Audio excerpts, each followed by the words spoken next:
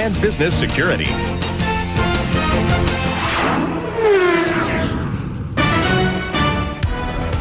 He hails from California.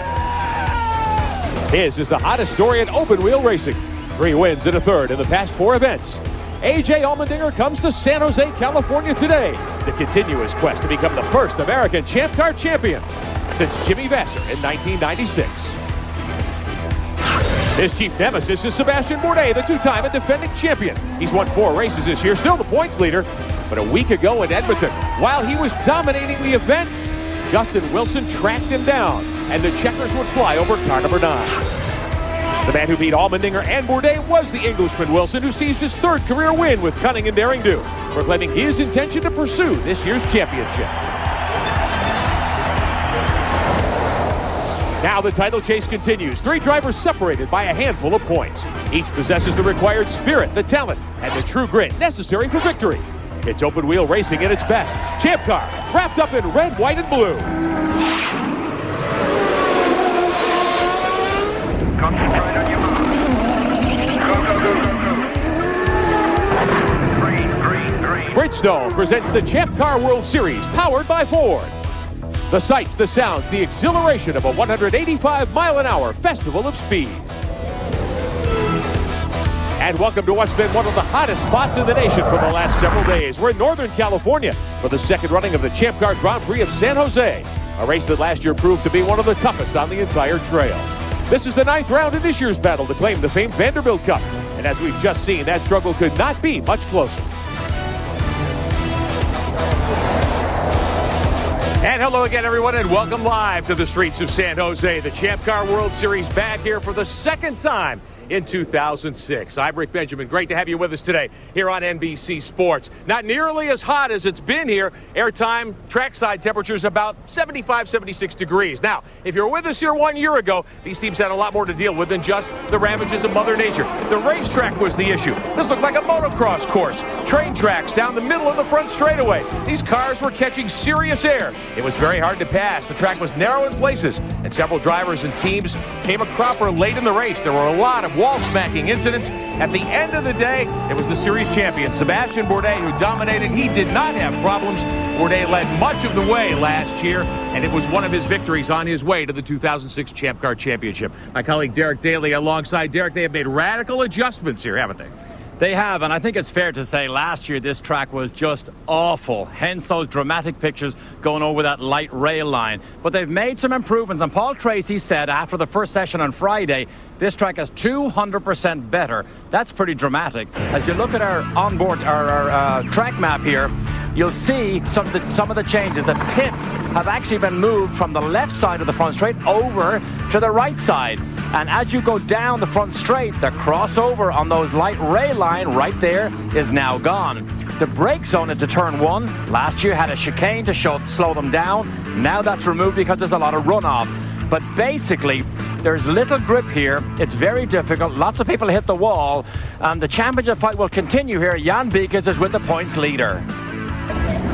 Well, Sebastian Bourdais certainly left no doubt as to who is the master of qualifying. A brilliant performance in qualifying yesterday. Now let's talk about the start. Paul Tracy to your left, right behind A.J. Allmendinger. How big of a concern?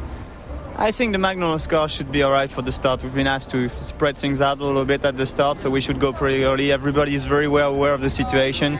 It's tough. You know, we should all be careful. You know, usually when everybody is aware of that, it goes smooth. That is the perspective from Sebastian Bourdais. Let's check in with those blue and white cars and Cameron Steele. Well, thank you, Jan. Much has been made of the efforts of A.J. Allmendinger over the last 4 races, but this time it is truly a team effort as they qualify 3 for A.J. and 2 for Paul Tracy, working hard because qualifying is so important here on the tight track. I want to ask you now, concerns are shifting to the first turn, and of course the nemesis, the guy you don't always play nice with, Sebastian Bourdais. Yeah, you know, him and we haven't had a very good track record together, but I think we both know what we need to do to get through the first corner. And, you know, for me, we don't need to go out on the first corner. I need to get some points so we can solidify where we're at in the championship and try to move up on Justin here. We have a good opportunity, so we'll see what happens. Paul Tracy looking for his 31st Champ Car win, and, well, Jan's now with the guy who won the last one. And he mentioned Justin Wilson, and things did not go so well in qualifying. Now, we just talked to the front guys about how to get through the first turn. You have to start way back. What's your strategy? Just see what happens, really. Be prepared for anything, you know. If there's an opportunity to overtake, or if you have to bring the car to a complete stop because the track's blocked, you got to be prepared for it. It's a case where when you're working your way through, how do you measure that aggression? I mean, there are times when you just have to say, I've got to wait, I've got to be patient. Yeah, definitely, and that's the hardest part, you know. Starting back here, you're never sure what to do. You know, do you try and pass a couple of guys and then sit there, or do you just try and sit there and save fuel straight away? There's a fair chance, you know, once we get through the first 3 laps, I think most people are just going to sit there and wait and let everyone else either fall out or try and save fuel and pass them in the pits. So it's going to be an interesting game, see what, you know, Sebastian sets the pace at. And we just try and do the best we can. Have a great race. Well, Justin Wilson with his win a week ago, second in the title fight, but he has to come from row 6 today if he can try to pull off what he did a week ago.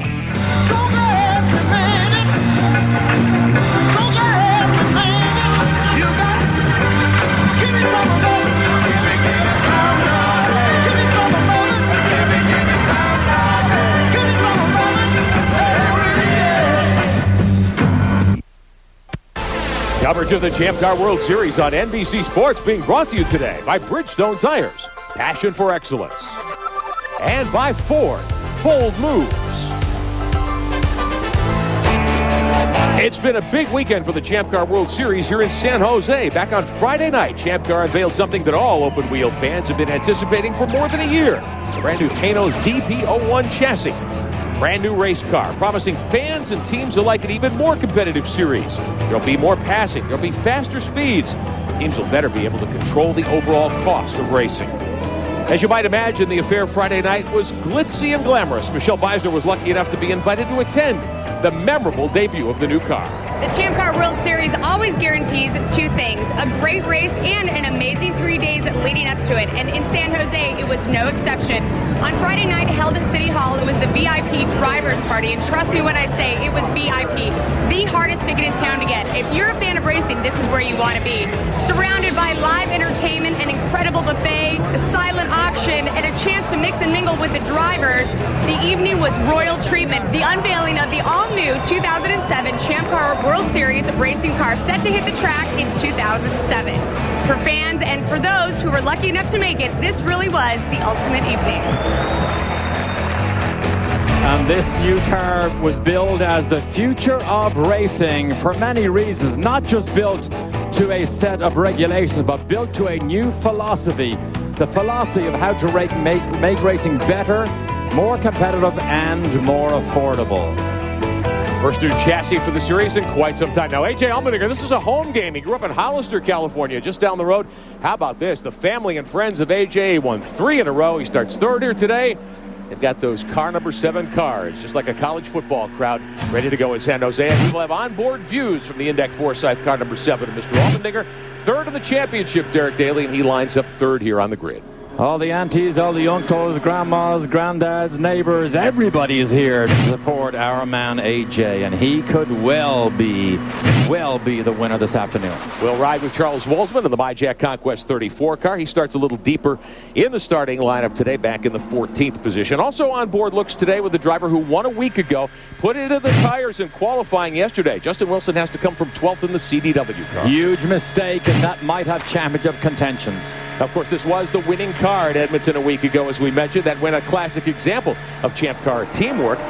The team made a decision during the running of the event to bring Justin in for a short load of fuel. Didn't take on all the fuel you could. And that was a daring move on the part of the team and the young driver to get out ahead of both A.J. Allmendinger and Paul Tracy, setting up his eventual victory. It was orchestrated from the command island in the pits, and Jan has more about how that rarefied spot works.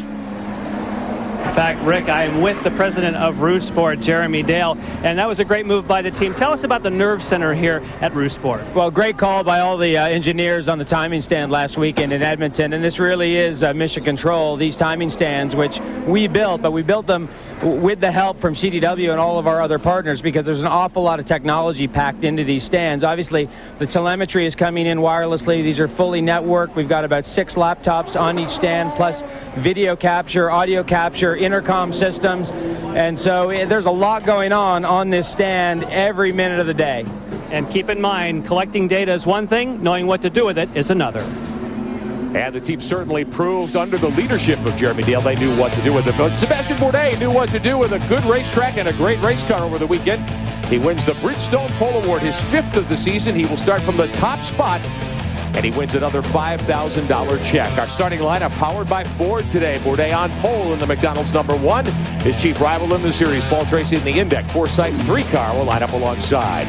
Three-time winner A.J. Allmendinger lines up 3rd, and Cristiano Damata, that's the car Allmendinger used to drive, his best qualifying effort since taking over the Roosport ride. 3rd row, the Gulfstream 6 of Oriol Servia. Rookie Will Power continues to impress in the Aussie Vineyards car #5, and he battled back after a wreck over the weekend in practice. Bruno Junqueira starts 7th in the hole-in-the-wall Camps 2, and the MSR Houston MyJack 27 of Andrew Ranger, 19 years old, in the 4th row. 5th row, Speedy Dan Clark from Great Britain, the CTE HVM 14. Mario Dominguez in the Sonny's Barbecue Dale Coyne, car #19. He'll go from 10th spot.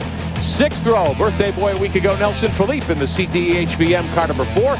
Justin Wilson, 2nd of the championship, starts 12th. 7th row, the Aussie Vineyards 15, Alex Tagliani. He's had a wreck this weekend. Charles Wolfsman in the MyJack Conquest car #34, goes 14th. Row 8, Catherine Lake has struggled in the Bell Micro 20 this weekend. Jan Halen in the Muirman's car #11 for the Dale Coyne team. Final row, Nicky Pastorelli on the Rocket Sports Curacao car #8. He is alone in that row. He will start 17th here this afternoon in the streets of San Jose. Final corner, Derek Daly, long run to turn 1. They need to be careful here. Tony Cotman, race director, has said, if you're not lined up, I will not throw the green flag, and that's what we have seen. It's interesting, Jan, with Jeremy Dale, because the short fill that Wilson pulled, I think you're going to see short fills again by Wilson and other front runners as this race goes on, particularly after the first stop. Here's your pit window. Laps 16 to 38. If you stop within that window, and then between 57 and 79, you can make this on 2 stops. You can run a maximum of maybe 40 laps. Yeah. But everybody's saying it's going to depend on what type of pace Bourdais sets. Under caution, lining up for another try at the start. Now, it's been a mistake-filled weekend for many drivers here. We talked to several Champ Car stars about the whole question about making mistakes at a tight racetrack like this. It's just it's very intense mentally, because it's so easy to make a mistake. You know, you can't make a mistake here. It's a track that is very easy to make mistakes. It's tough to not make a mistake. I mean, biggest issue is going to be not to make mistakes. I mean, it's so easy. It's been so easy to make mistakes through the weekend. And that is one of the things that all these teams will want to avoid here, Derek. And the mistakes that were made is people brake too late. They can't stop the car. They lock the front wheels. They destroy the tires, and they fly off down through the escape roads. Single file again this year. They'll try it again.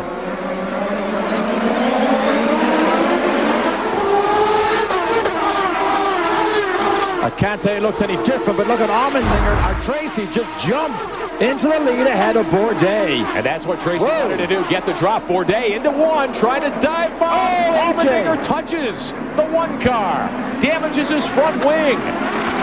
Grandma didn't want to see that. Everybody else is through cleanly, very tight, 25-mile-an-hour corner. Now they're on to turn 2, which they've widened this year. Allmendinger running 3rd, but that damaged wing, he will have to pit, I believe, Derek. He will have to pit because that's a danger. Oh, yeah, it's rubbing the front tire, rubbing the front tire. What a disaster. He lives just down the street here. He's beginning to let the cars go by. It was a simple error. He knew this could happen, yet he braked too late. He's under Bourdais, right here, right here, right here. Oh, boom! Whacks the side of Bourdais. I'm surprised he didn't slice the rear tire off Bourdais' car, because it looks like it was a left front end fence, a right front end fence right there. Bourdais is very lucky if he got away with this. On pit road, Allmendinger has stopped. And they're going to go ahead and go for the front nose. Obviously, it'll be a fairly lengthy change to try and get that front nose changed. We also look over the wall and see, for a moment, they had the tires out for Sebastian Bourdais. They were thinking about stopping Sebastian. At the moment, it appears as though his right rear tire is still up. 20 seconds and counting.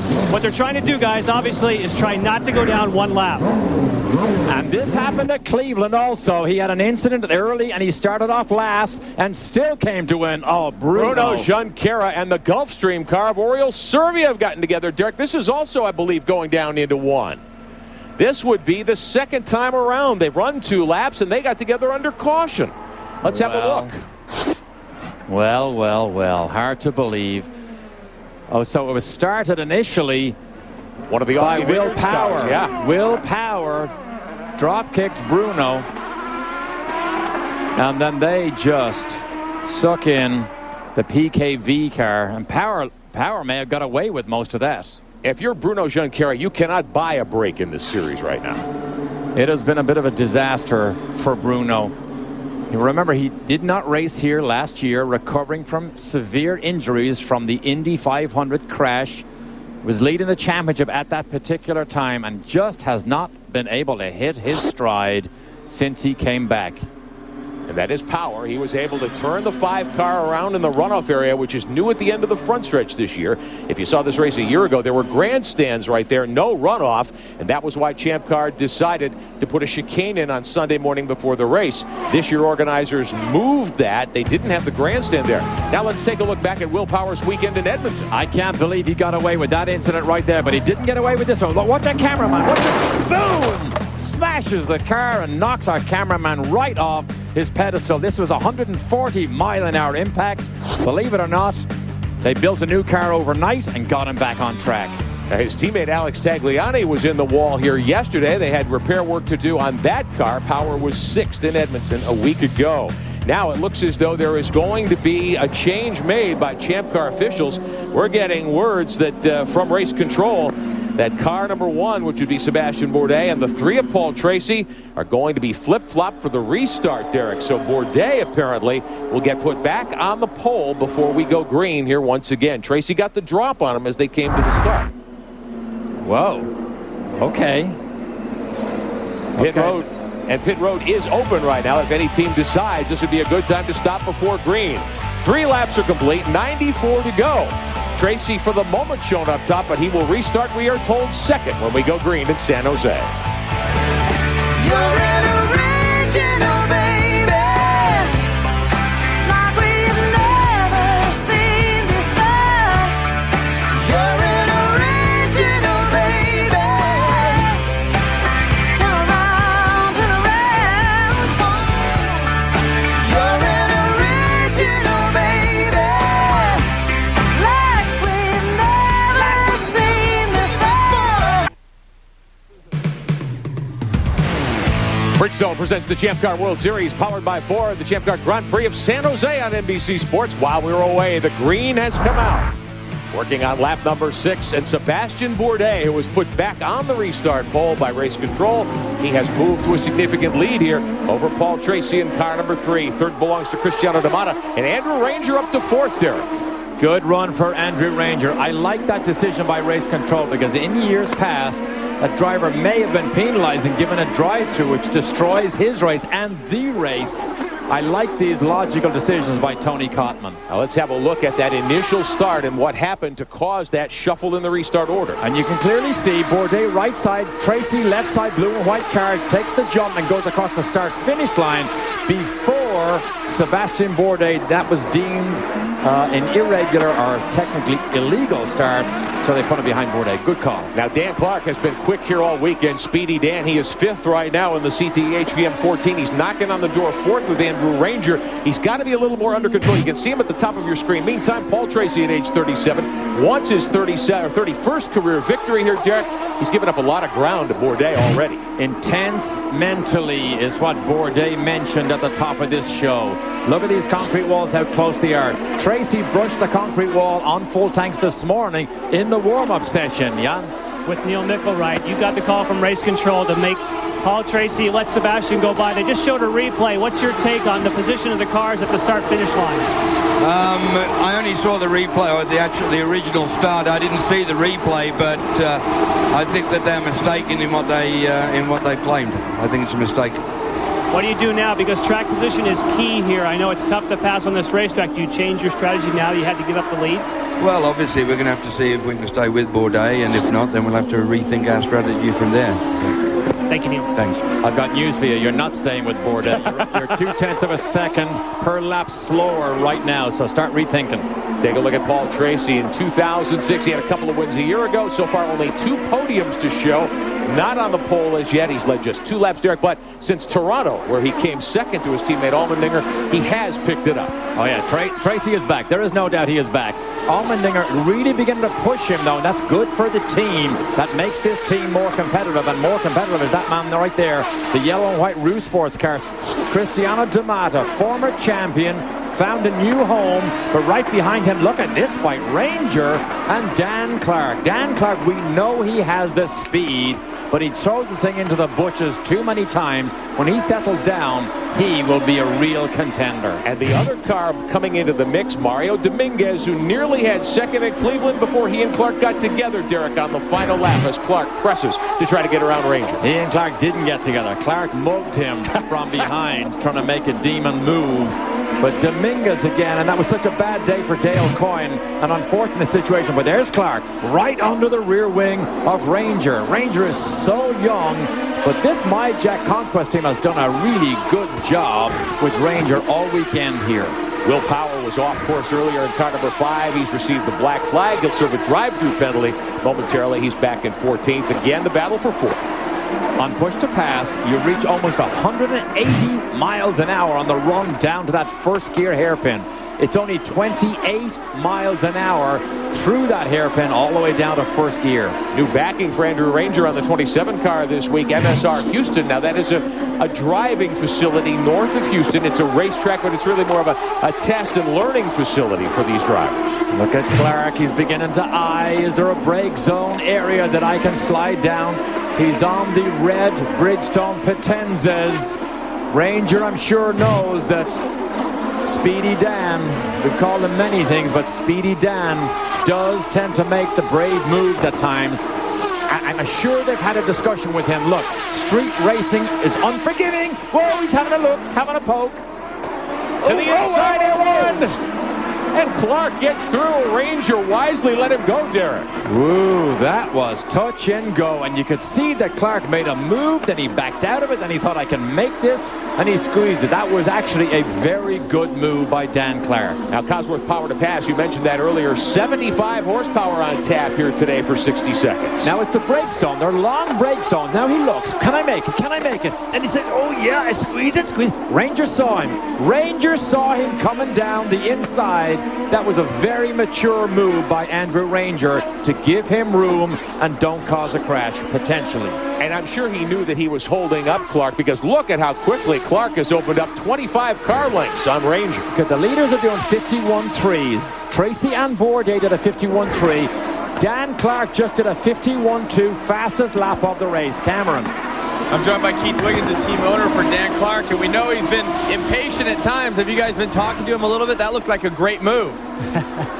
Well, yeah, I mean, it's easier to control a fast driver and try and slow him down than it is the other way around. And clearly Dan's got the talent and the aggression, and I think, you know, it's taken a few races, but I think he's getting to understand that the race is a long race, and we don't want to slow him up, but we also want him to finish the race. So he's you know, he's learning to pace it, but he's still aggressive, which is good. He's keeping the right balance, and we talk to him, and but when he's out there, he is who he'll be, and that's good. Thank you, Keith. I talked to Dan just before the race, and he definitely looked calm and collected going into it. He is absolutely flying right now. Within a short period, one lap, he comes right up on the back of Cristiano D'Amata. This is a great fight here with Dan Clark. Now let's have a look back at some of his adventures this season, especially at Edmondson during qualifying. Look at that, wax the gearbox off the concrete wall. That was youth and enthusiasm, and that is a barbecue. They were able to put the car back together. He was able to run the event. Contact here with Jan Halen during the running of the race. And he got away with it, but that was his fault. But Cleveland was the beauty. We discussed that earlier on. But now D'Amata has Clark all over his rear wing and filling his mirrors.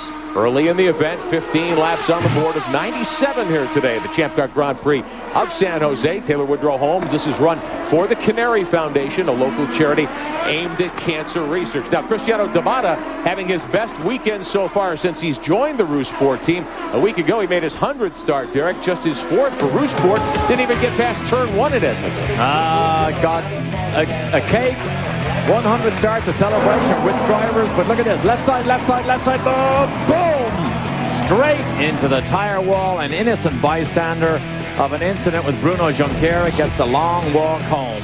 2002 Series champion, couple of seasons in Formula One with Toyota. Didn't work out well for him back in Champ Car a year ago. Okay, the only thing that doesn't tell lies in racing is the stopwatch. Dan Clark just reset fastest lap of the race. He is faster than Tracy, and he is faster than Sebastian Bourdais as we speak. Bourdais, though, with a 3.7-second lead this afternoon, going beautifully for the two-time defending Series champ and the winner here a year ago. We'll be back with more of the Champ Car World Series, the Grand Prix of San Jose, after these messages and a word from our local NBC stations. Bridgestone presents the Champ Car World Series, powered by Ford. We're in the streets of San Jose for the Champ Car Grand Prix of San Jose. Coming up, your chance to enter the Champ Car Live Fast sweepstakes, brought to you by Bridgestone. A trip to the Grand Prix of Denver in 2 weeks, a set of Bridgestone Potenzas, or an Auto Week subscription, and our grand prize winner gets a new Ford Mustang GT and will join us for the season finale in Mexico City. Upcoming is this week's code word, the Champ Car Live Fast sweepstakes, brought to you by Bridgestone. Our Edmonton winner, Peter Ward, out of Toronto, is joining us this weekend in San Jose. A guy who won a week ago in Edmonton, Justin Wilson, in the CDW Roosport car number 9, started 12th. He has raced his way to 6th here in just 19 laps. Have a look at this. Big move in turn 1. Couple of cars stacking up. That is a problem. Here comes the move by Wilson trying to get around Ranger, and he dives inside.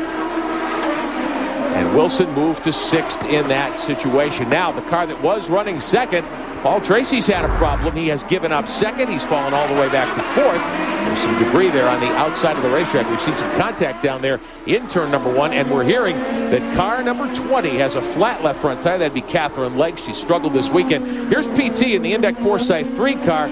Started on the outside pole. Derek, he ran on a road there a few minutes ago. Yeah, and you cannot make mistakes. You cannot make those type of mistakes on a street circuit like this. A, you can take the wheels off it, which he was lucky he didn't do.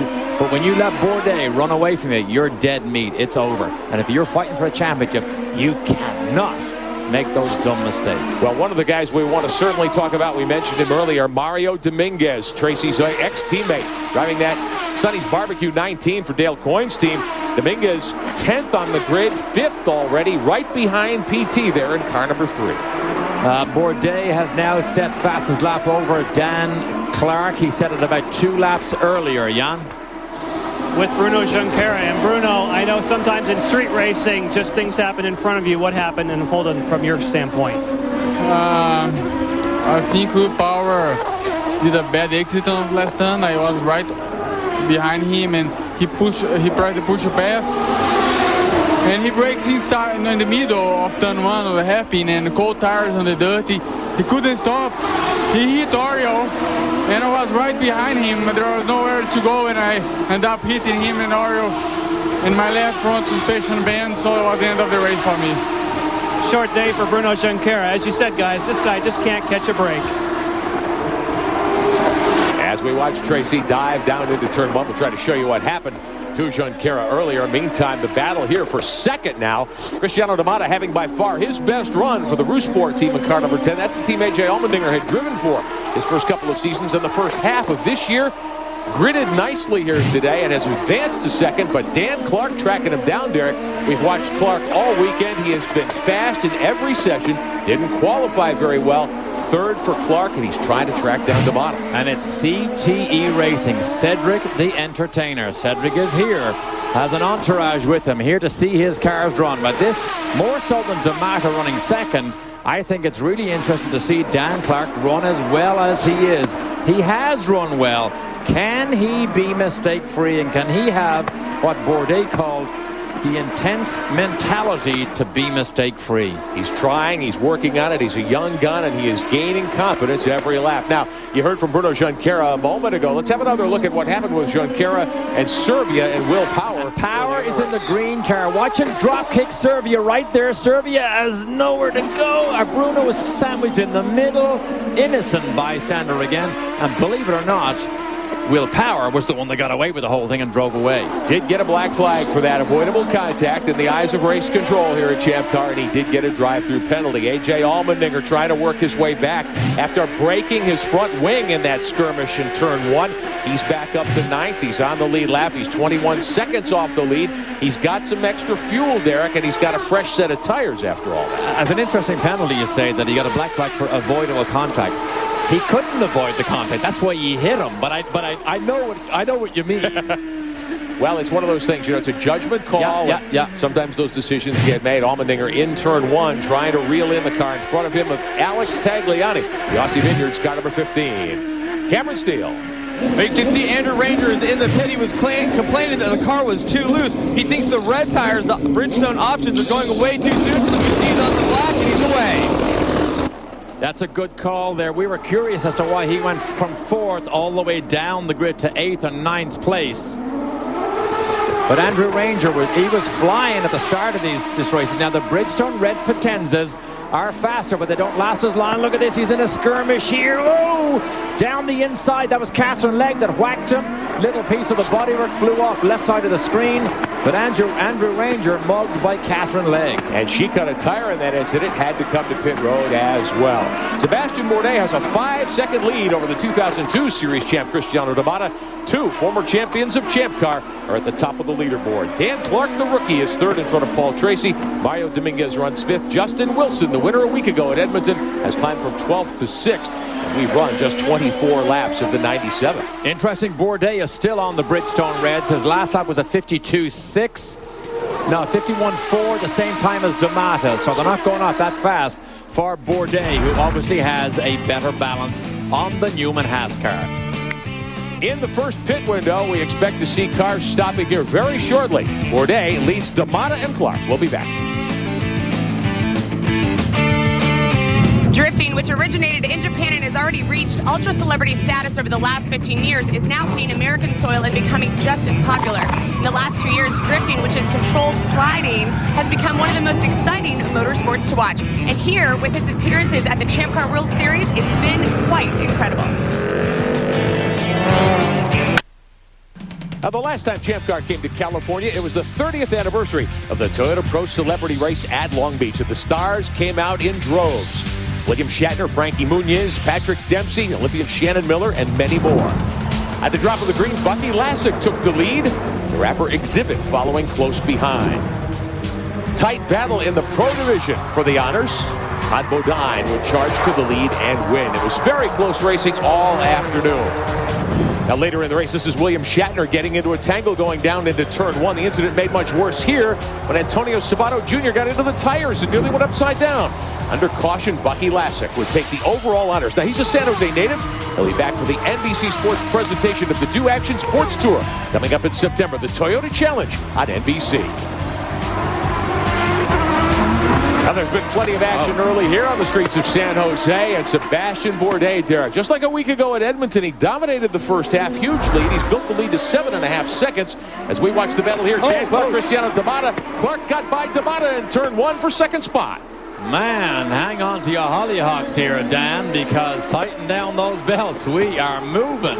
Now he's got clear road again. He rocketed away earlier on when he got past Tracy. Was it Tracy? Oh, here's the replay. Okay, we're going to have a look at the replay here. Oh, the brake zone again. His favorite place, down the inside. Car looks stable when he comes down. Damata realizes it's already lost, doesn't turn down, lets him go down to the hairpin.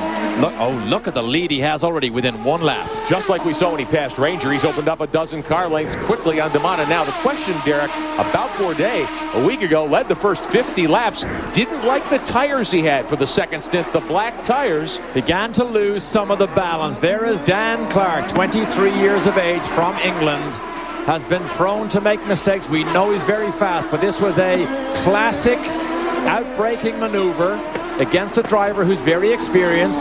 There's bits of Andrew Ranger's car still on the racetrack. On the left side, it's offline though. Therefore, you don't need to have a yellow. But that was a great move by Speedy Dan Clark. And now we'll see if Clark on the Bridgestone Reds, the alternate, softer, pretends as if he can knock off quick laps and try to reel in Bourdais on Vikas. And I checked in with Sport, talked to Jeremy Dale about the speed of Dan Clark, and he said, you know what, there's nothing wrong with Cristiano. We just think Dan Clark is flying. He's using a lot of the Cosworth power to pass, according to Jeremy Dale, and said we just had to let him go because he's much faster than we are. Okay, faster means, what does the stopwatch say? Bourdais' last lap, 50.8. Dan Clark was 0.4 of a second slower. So Dan, although you're looking good, Bourdais is just a little touch faster at this particular time. On board A.J. Allmendinger in the Index Forsyth 7 car. Allmendinger started third today, got caught up in a lap 1 shunt, knocked the front wing off the 7 car, won 3 in a row, third last week at Edmonton. Derek, he is stuck back there in 9th, trying to get by Alex Tagliani. Behind Tag set fastest lap of the race in Toronto. If you notice all around this racetrack, see the grind marks? They sent the laser-driven diamond grinder all across this surface. It took out so many of the rough edges and the bumps that these drivers had to fight through last year. Look at Allmendinger fight through the steering here at the apex. Awesome stuff, Jan. And Derek, I just spoke with the team. You may be wondering if AJ ran into trouble, why would he have not taken the early pit strategy? Go ahead and pit early, hope to catch a yellow, and then get right up with the leaders. It turns out that Sebastian Bourdais is running so fast that if AJ were to pit, he would lose a lap. So the early strategy for the guys who are behind, just don't play right now because Sebastian is lightning fast. Okay, so that takes out something out of the mix. However, what will play into this is during the first pit stop, Dan Clark is now 10 seconds behind Bourdais, or 9 seconds. I don't think you can short fill and gain track position. Somebody needs to try something if they're going to slow down Bourdais. Well, the reason for that, of course, this is a short racetrack. It's 1.44 miles around here. Oh, race pace is about 52 and a half seconds. Bourdais, in fact, running 51.3s at the moment. Speedy Dan behind some lap traffic here. Did you just see AJ give Grandma a heart attack? She's sitting in the main grandstand right above the big jumbotron to watching everything AJ does here. Boy, when he got it sideways right there under acceleration. Look at the speed they're carrying down into 1 here, Derek. 180 miles an hour maximum. Look, he crosses his arms over it so tight down to that hairpin. That's the only place they use first gear. 28 miles an hour. Everything else is pretty much second gear. Second gear and slide. A.J. Allmendinger, 3 times a winner, running in 9th position. Before we went green here in San Jose today, we asked him about the importance of a race here in his own backyard. It's pretty amazing to think about it, actually. You know, when you're 16, 17, you never dream about it. You just never think that something like that could happen. And racing at Laguna Seca was great when we got the chance to do that. But here in the city streets where I grew up and having a huge fan base like this, it's a dream come true. And I just want to thank the whole San Jose GP and Champ Car. They took a lot of pounding last year for the track, and they've absolutely improved 100%. And I'm proud to say that this is my hometown race. Full course yellow in San Jose for the 3rd time today. Catherine Legg in trouble. She's put the 20 car into the tires. This is turn 6, Derek. Not good. Bell Micro. Catherine, remember, won the Atlantic race here, which is the feeder series to Champ Car. She won it in style last year.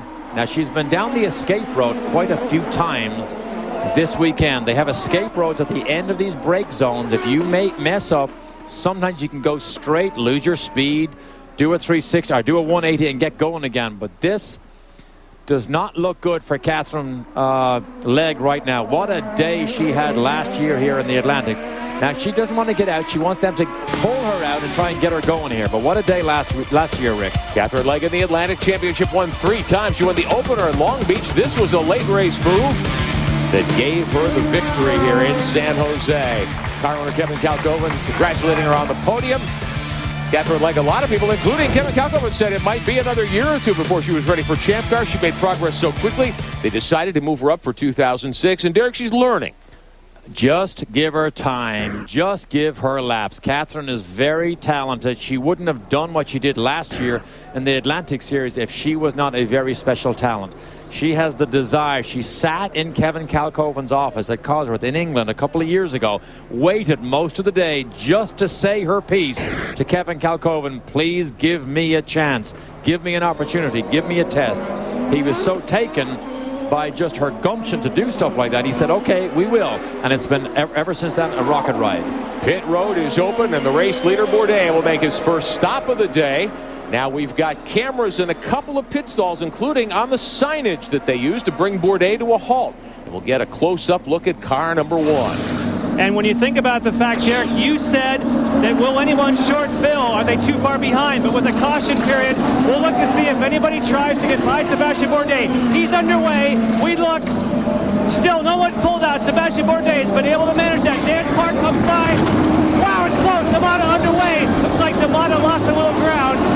Awesome. When all these cars stop at one time, but Bourdais, everything was picture perfect. Good stop, though, for Paul Tracy's Index Forsyth squad. They get him off pit road 3rd. He picks up a position. Did you see Allmendinger's mechanic jump out of the way when Paul Tracy dropped the clutch and got that thing sideways? Talk about a harem scarum time in the pit lane. And under yellow, everybody comes in. That's when the pit lane is at its most active. Wow, your heart is absolutely in your mouth when stuff like that goes on. Well, Cristiano D'Amato lost significant ground. It appeared at first on pit road. We'll come back and check that out for you. But Bourdais, first car off the jacks after making his first stop of the day. Dan Clark, Paul Tracy. There's Nelson Philippe. Terrible stop for D'Amato. All right, we'll be back in a moment with more of the Champ Car World Series, the Champ Car Grand Prix of San Jose. Now, though, let's join Jimmy Roberts. Time for an ADT Security NBC Sports update.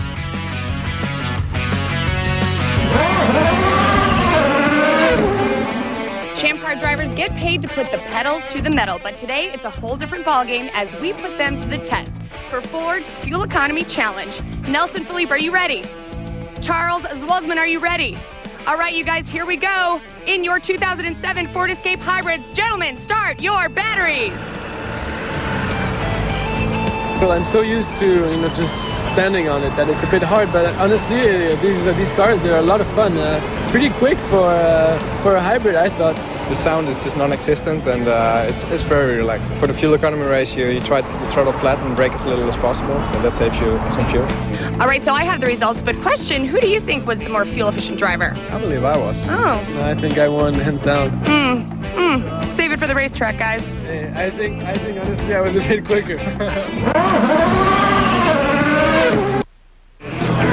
It's been a very big week for the Roosevelt team and the CDW squad, especially of Justin Wilson, now second in the championship after a victory a week ago at Edmonton. CDW hosting hundreds of clients, team sponsor representatives, getting to meet the drivers. Now, you'd think that a race car driver would be busy a couple of hours before the green, going through things with his team, strategy, tuning the car. No, you have sponsor responsibilities on the morning of a race as well. More than 200 CDW guests here in San Jose. Hey, next Sunday, a new era begins. NFL football back on NBC Sports. The Hall of Fame game Sunday night, 8 Eastern, 5 Pacific. Huge day because the coach, John Madden, goes into the Pro Football Hall of Fame next week. Sunday, it's Oakland and Philadelphia. And then, of course, week 1 of the regular season, September 10th. Big game of the Benjamin household. Manning versus Manning, the New York Football Giants, and Eli Manning against the Indianapolis Colts. I think we ought to have a little wager on that. 2 hometown boys here, Derek. No? We're going to kill you. Sounds like fighting words indeed. All right, 40 laps are on the board of 97 here in San Jose. Ready to restart. Dan Clark has a clear run now to Bourdais. Can he possibly run with the reigning champion? Wow. Down into turn 1 off the restart. Clark a car length back, and here comes Tracy. He loves the brake zones. He's now got support. He's got his wingman, Nelson Philippe, is just 1 car behind him. A.J. Allmendinger made a move as well. Now, he got shuffled in front of Justin Wilson for the restart. Wilson called for a blend line violation after the first round of stops. Top 3 remain the same. Philippe now up to 4th. Good run for the youngster. Oh, did you see how wide Philippe, and he left black tire streaks. He went really wide on the dirt. You cannot do that and get away with the 2 after Wilson. Oh, he's going to poke down the inside of Dominguez. This would be for 7th spot Dominguez in the Sonny's Barbecue 19, the CDW 9 of Wilson. Oh, he's looking left and right. Now here's the long straight. Wilson's got to get a good run here. Good run. Get under his rear wing. Wilson with only 19 seconds of Cosworth push. Can he do it? Can he do it? He's catching him. He's catching him. Oh, not enough. Not enough. Oh. Forced him offline there. Nearly did a power. Oh, this is such an intense time. Wilson is faster. He's faster. He's aggressive. That's where he crashed right before qualifying. Allmendinger is in front of this battle, so A.J. Allmendinger has moved up to 7th now. The key is Wilson has to be quick off this last corner. Off corner number 7. That's his opportunity. Into 6 here. Short straightaway to 7. Too risky. Oh, Dominguez a little bit sideways. Too risky. Now here's the key corner. Here's the key corner here.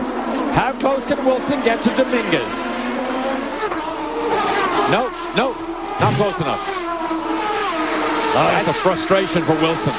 That's the place where everybody had trouble last year. That was with the train tracks. Wilson again takes a look to the outside of Dominguez. And he is right behind A.J. Allmendinger.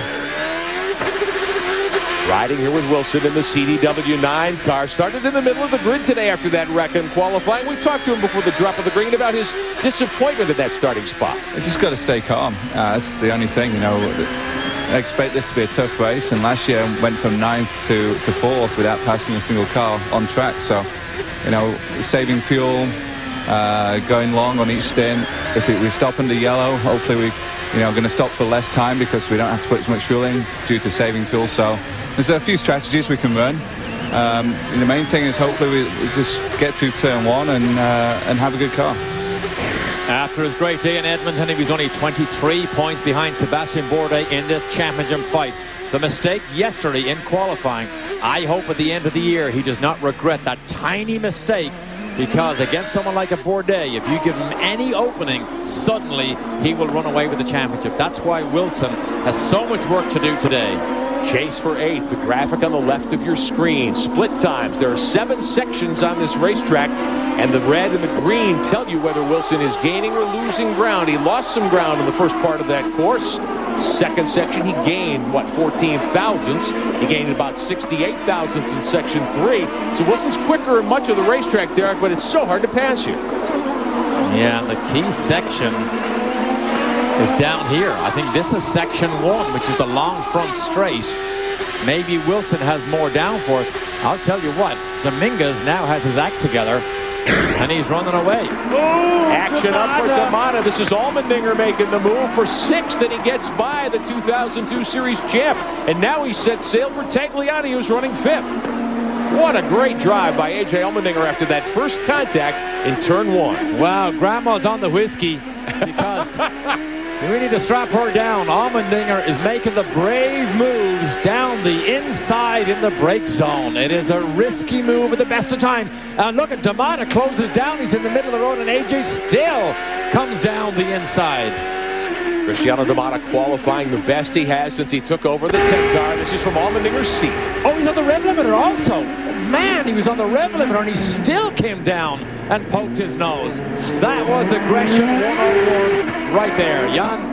And if you're wondering what happened to Cristiano D'Amata in the pit stop to put him in that position in the first place, they had a problem with the fuel. When they went to engage the fuel nozzle, it didn't quite seat. They had to pull back, get back in. And when you have a full course caution, everyone pinning at the same time, one little miscue obviously makes a big difference in track position. Allmendinger was last here a year ago because he stuck his car, the Roost Sport number 10 at the time, in the wall off of turn 2. Several drivers had problems in that place 1 year ago. And we heard earlier how thrilled he is that his hometown has this big a race. Allmendinger, of course, completely wrapped in red, white, and blue. Product of the Skip Barber Racing School of the USA Scholarship. But look at D'Amata now getting his hands full with Dominguez. Mario Dominguez doing a really, really nice job today in the Sonny's Barbecue Dale Coyne car as they battled for 7th.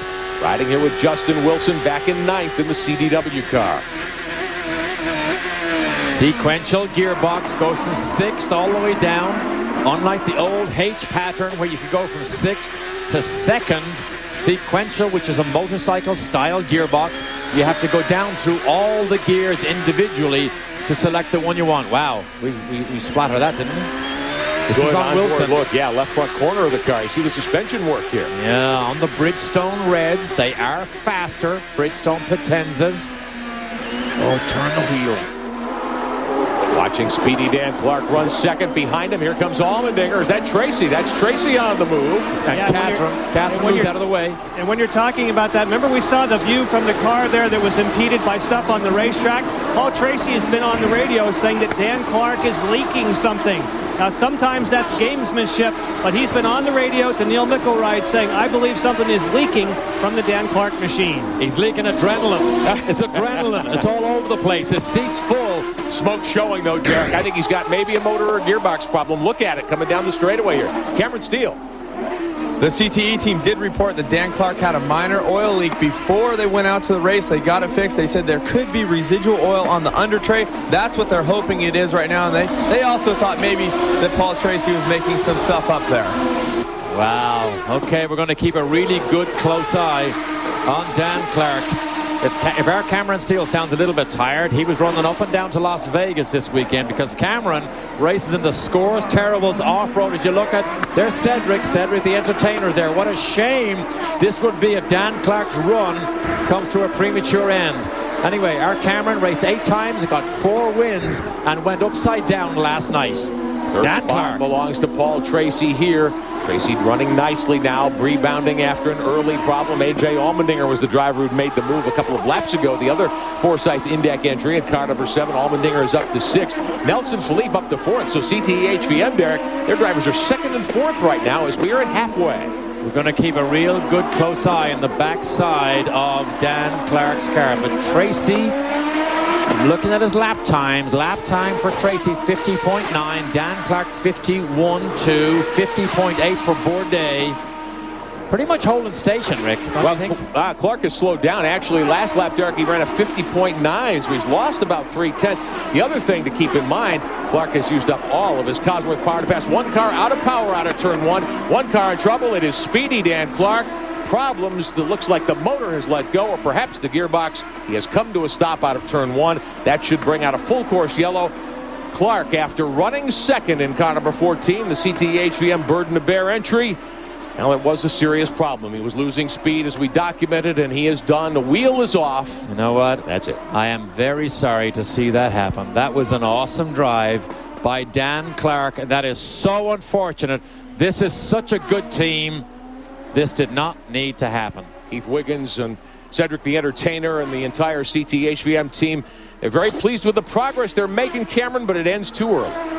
Definitely it does. They were all very excited down here. Cedric really having a good time watching Speedy Dan make a race of it. It is a gearbox officially is what Keith Wiggins is telling us. So Speedy Dan out with problems. That is Keith Wiggins on the left side. Keith has run team that has won every championship just about that he's entered. Formula Ford, Formula 3, Formula 3000. Did a stint in Formula 1. Has won races here. They run a very good operation. And Dan Clark, that is a shame. Now, we have not thrown the yellow as yet. They're going to put the wheel back on. Dan Clark is going to do that. The green flag stays out. He's not in the racing line out of turn 1, but I'm a little surprised, Derek. A little emotion there. Did you see that? Cedric the Entertainer watching his team in action today, and great disappointment because Clark in second, making up ground on Sebastian Bourdais when the gearbox let go. Clark Love to see emotion like that, though. I'm Dan, you're entitled to do that. You had an awesome display today. You were in a position to challenge for a podium. Never know what happens, Bourdais, for the rest of the race. But you know what? Here is frustration 101. Dan Clark realized his golden opportunity on a global stage began to slip away when the gearbox threw its oil out, and he vents his frustration right here. Right here. Watch this. Boom. And the World Cup is over. Many times this year he has failed to finish because he has made the mistake, Derek. That's the first time, I believe, this season that the car has given up on him. This is Alex Tagliani, who was in the top 5. He's knocked the front wing off that car. More problems for Walker Racing and the Aussie Vineyards team. But who else is involved? I saw shrapnel all over the road at the top of the picture. Fourth caution of the day, full course yellow. Scurry down the pit lane. I wonder if he made contact with Clark's car. Allmendinger. No, that's Tracy. Paul Tracy off of turn 6. So Tracy makes another mistake. Watch drives this. right Watch out. this. Oh, no. Pulled out in front of Tag. Tag didn't see him. Blind corner there. Contact between the two. And Tag loses the nose piece off the Aussie Vineyards car. That has to be the dumbest thing I've seen Paul Tracy do for years. That is the dumbest thing I've seen. One of the most dangerous things I've seen. I can't believe he did that. Full course yellow. Tracy has parked the 3 car. The Index Forsyth machine started on the outside pole. He is done for the day. Get down on your knees and apologize for that. I can't believe he did that. He was in full view of Tagliani. Tag is going. Tag wants him.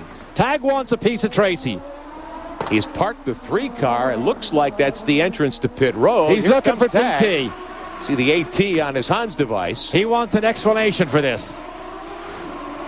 Tracy went off the road at turn 6. We've seen that many times this week. He gunned it, spun the car, tried to rejoin the fray without losing much track position, but he miscalculated. There's Paul Tracy, former series champ in 2003, winless in 06.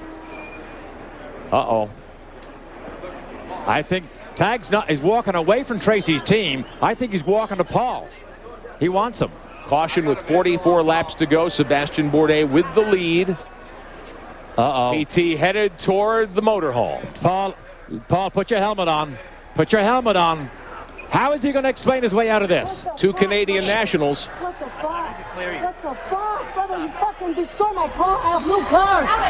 I have no fucking cars left. I have no cars left. Wow. Confrontation behind the wall. And Tracy had no answer. He had no answer for Tagliani's questions. Tag was smart. He kept his helmet on.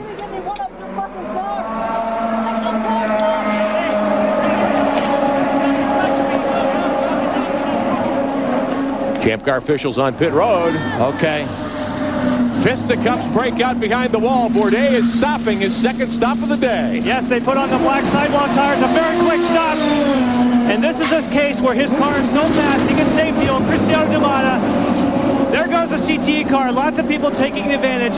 You could make it to the end if you save some fuel and you have a car as fast as Sebastian Bourdais. And look what happened, Cristiano D'Amata. He is now in second place. Derek Walker's team comes down to try and restrain Alex Tagliani. And they go to get the 4 car, or rather the 14 car of Dan Clark, the CTHVM machine that had stopped with a broken gearbox off of turn number 1. Clark was second when that happened. And the Tracy Tagliani incident had nothing to do with that car stopping there. As we mentioned, Clark was off the racing line, so he was in a safe spot in the view of Champ car officials. 55 laps complete, and the second stop for most of these teams taking place under caution. And we have reached the second window here.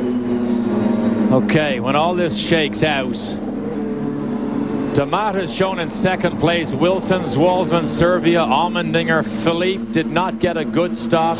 Dominguez, Power, Ranger. Wow, I'm still... Haven't seen anything like that in a long time, Derek. I'm still shocked as what we saw right there. This is generally a gentlemanly form of auto racing. Emotions do run high, of course, but generally speaking, these drivers maintain control of their emotions because you have to drive these cars. All right, at the moment, the pace car has picked up the 34 car of Charles Wolfsman, but Sebastian Bourdais is still shown as the race leader. D'Amata off pit road second.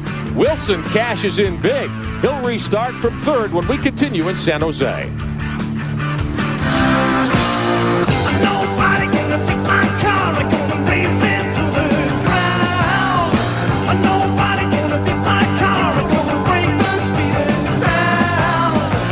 I love it, and I feel it, yeah. Our coverage of the Champ Car World Series on NBC Sports is being brought to you today by CDW, the right technology right away.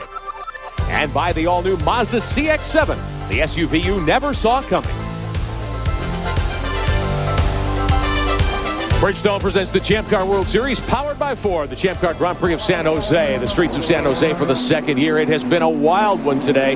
Derek Daly, we thought Sebastian Bourdais was about to be measured for a podium spot here. They were chilling the champagne for him before all kinds of things broke out in the last few moments. Charles Wolfsman in the MyJack Conquest 34 has not pitted for his second time yet, we believe, and he will be the restart leader. Oriol Serbia, same strategy. He vaults to second. Now A.J. Allmendinger is being shown third.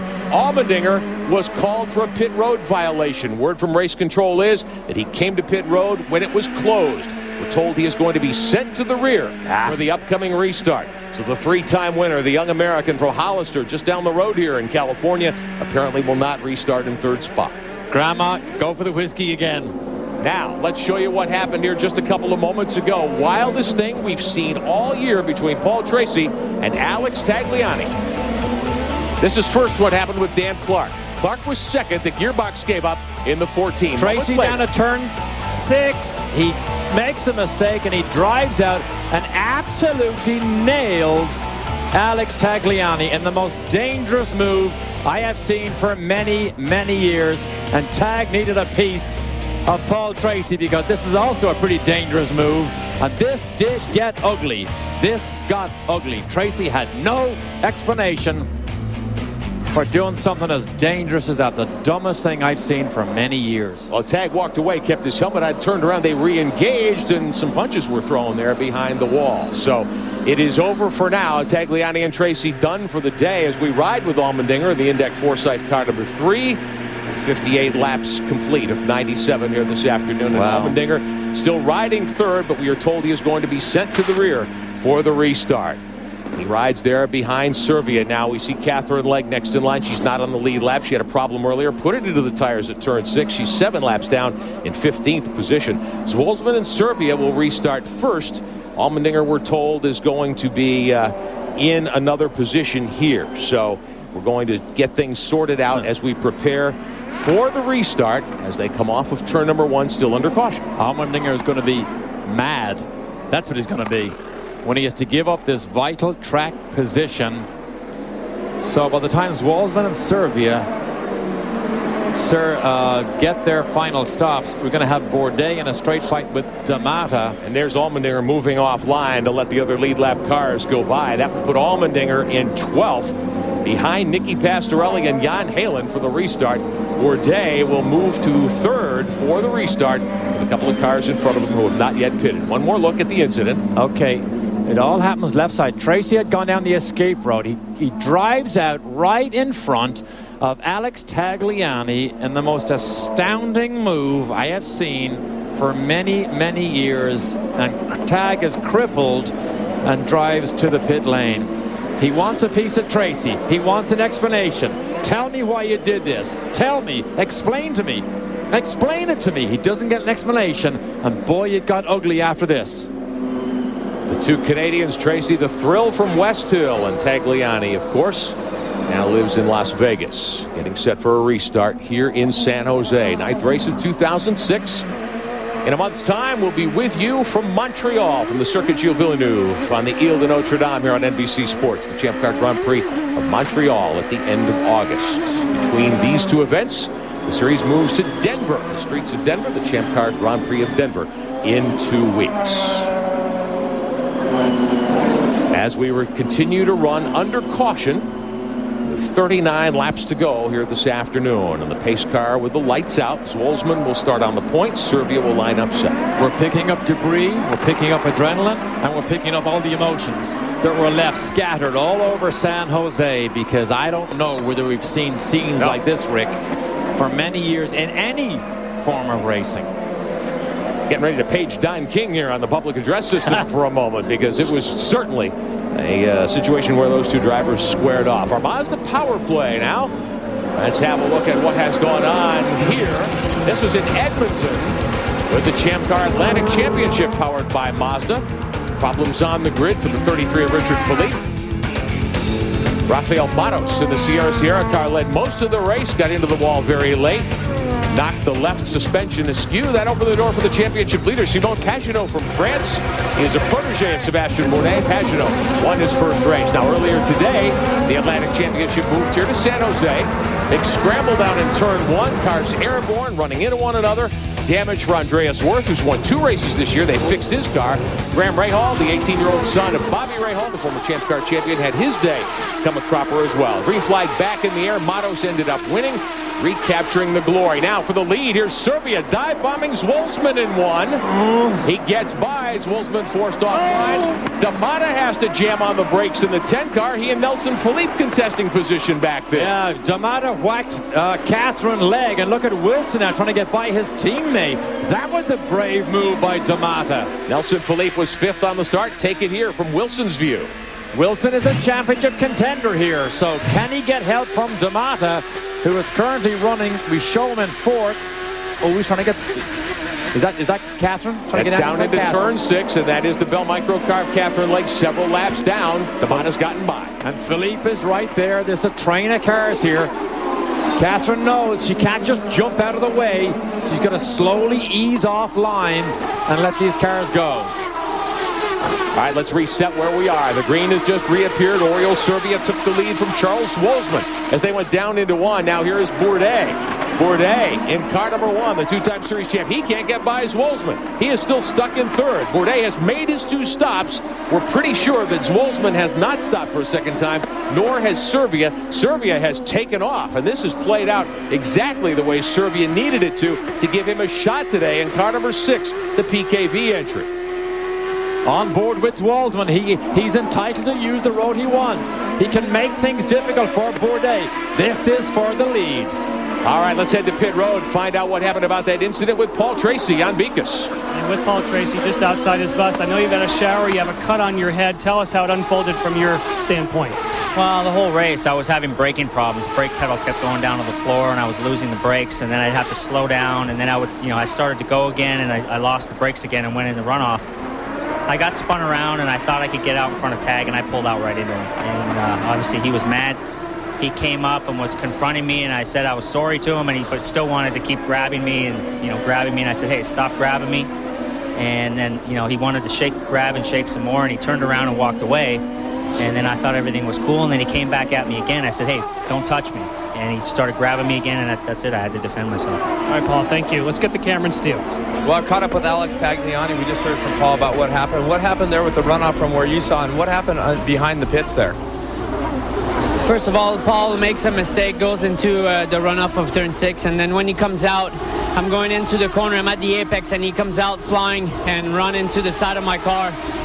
And it's really disappointing, It's I have guys just, keep repairing cars and broken cars almost every weekend, and it's not that we have lots of spares, and it's really unfortunate having another race next weekend and having the boys working this hard again. You can see definitely disappointed Alex Tagliani. Remember, they've gone through 7 major wrecks through this season already. Yeah, they've had a problem here. The Champ Car World Series is going to change cars next year, so Lola parts are at a premium. Now let's show you the Tracy Tagliani incident. We ride with Zwolsman, still second. Bourdais can't get by him. Probably can afford to wait. They need to pit. Here it is again. Okay, so Paul Tracy makes the mistake. Now, he should have just stopped right here. Stop. He said he goes out. Boom! Straight into Tagliani. Destroys Tag's car. Now, Derek, you've talked many times about how these are concrete canyons as we see Zwolsman still holding Bourdais back in 3rd. You can't see around a corner like that if you're Tagliani. That's right. However, Paul Tracy should never have driven right out in front of oncoming traffic that was driving by at about 140 miles an hour. But did you hear the emotion in Tagliani's voice? He is so moved emotionally by what just transpired in the last 15 minutes. The CDW 9 of Justin Wilson, second in the title fight, up to 5th now. Gained a lot of ground on pit road, but we've got teams on very different pit strategies now with 33 laps to go here in San Jose. Bourdais, the dominator, he's made his 2 stops. He had contact with Charles Zwolsman, who still runs second for the MyJack Conquest team. This was going into 1 a moment ago. And Bourdais needs to be careful here because he still has the fastest car. But in the brake zones, he's been pretty brave. Here's at the end of the straight. Bourdais right behind, on board with Zwolsman. Oh, man, he almost kisses the right front corner of that wing end plate. against the left rear tire of Zwolsman. He doesn't need to be that brave because Zwolsman is going to have to peel off into the pits very shortly, as we believe will Serbia. So Sebastian, Checking scoring here, Derek. They both stopped. Serbia and Zwolsman stopped on lap 37. We believe you could go 40, maybe 41 laps, and we have had some cautions. You might stretch that to 45, 46 laps. That won't get you home. But Serbia, who has opened up a 3.8-second lead, make it 3.9 seconds now. He could perhaps short Phil, and our pit reporters working on that story. We'll have an update for you from pit road coming up in moments. Well, I can tell you that the immediate answer to that is he won't need a lot of fuel, but you're going to use 25 seconds approximately of track time to come onto pit road to take on that fuel. So yes, he won't need a lot of fuel, but it was a huge gamble to stay out there, and I think the Sebastian Bourdais strategy obviously is the one you wanted today. Very good point. So Bourdais, though, needs to take it easy behind Zwolsman because it is going to unfold without him making any brave moves here. All he needs to do is stay clean at this point in all likelihood. And what he's doing is watching D'Amata. There's D'Amata, yellow and white car at top of your screen. He knows even though he's behind Zwolsman, he still has the speed as Serbia, your leader, flashes by here.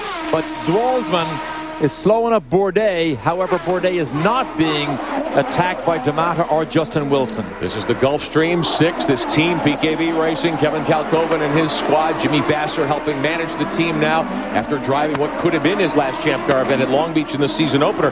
Serbia third in Cleveland after that late wreck between Wilson, Speedy Dan Clark, we should say, and Mario Dominguez on the last lap. That propelled Serbia to third. Mark Johnson, the new team manager there, he's just taken over a short time ago. He's made some adjustments and improvements for PKV. And Serbia now with light fuel, Derek, as we work with 31 to go. Lap 67. He stopped 30 laps ago. He's getting down to the end of his fuel load. Now, Zwolsman, he is our Atlantic champion from last year. So this boy knows how to drive. He is Andrew Ranger's teammate. We saw how well Ranger has gone all year. So Conquest at some stages have had cars that are front runners at a variety of different stages all weekend long here. So Zwolsman is having a pretty good day here, even though he's lighter on fuel than Bourdais. There again they are in the fight of the hairpin. Zwolsman second. Bourdais, the pole sitter, is third in San Jose. Oriole Serbia by 4 seconds the leader. Back with more from San Jose after these messages and a word from our local NBC stations. Champ Car World Series powered by Ford on the streets of San Jose, California. The Champ Car Grand Prix of San Jose. Your chance now to enter the Champ Car Live Fast sweepstakes presented by Bridgestone. Win a trip to the Grand Prix of Denver in 2 weeks, plus a set of Bridgestone Potenza pole position tires or an Auto Week subscription. Our grand prize winner gets that new Ford Mustang GT. Joins us in Mexico City for the season finale. Code word this week is AJ. The official rules and the entry at champcar.ws. The Champ Car Live Fast sweepstakes are brought to you by Bridgestone. Alongside Derek Daly, I'm Rick Benjamin from San Jose. Jan Beekes, Cameron Steele are on pit road. AJ Allmendinger working the wheel of the car number 7, the Forsyth Index machine. 3 times a winner this year, the young American pilot. Well, he's battling back, Derek. They put him at the end of the lead lap cars for the restart for a pit road violation. He is 9th as we get into the final 25 laps here today at San Jose, California. And Grandma's halfway through the bottle of whiskey, and he's still in the top 10. He's got Will Power ahead of him. I don't know how much time he can make up. Some of the guys are going to peel off in the pits, but I don't know whether Allmendinger can drag himself onto the podium, particularly with the Wilson or Philippe, even Dominguez, D'Amata. Those boys are just too fast. And he's used a lot of his Cosworth power to pass as we watch Allmendinger at work here. Gear shift to the left of your screen in the left-hand box, right hand of the cockpit. And Derek, when the new Champ Car debuts next year, it'll be a lot different for these drivers shifting. Particularly because of the paddle shifting. Very modernized. Interesting to see how the driver will change a couple of gears and never put his hand back on the wheel. For second spot, Bourdais has gotten around Charles Zwolsman. He didn't wait, Derek. He raced around him. He says, all right, I've seen enough of Serbia pulling away from me. 7 seconds in the lead right now with 24 to go. And to give you an idea how important track position is on street races, Bourdais has spent the last 5 laps behind the car that he was obviously faster. Watch what happens when he gets track position, i.e. it gets ahead of him Watch how much faster Bourdais will be now over Charles Walsman now that he's in clear air. Bourdais in second position. We'll check timing as they come through the start-finish complex on the front straightaway. Bourdais 6 seconds back. Here's the pass for second. Oh, he was already... Oh, he went down the outside. Bourdais went down the outside to pull it off. So Walsman was in the middle of the road.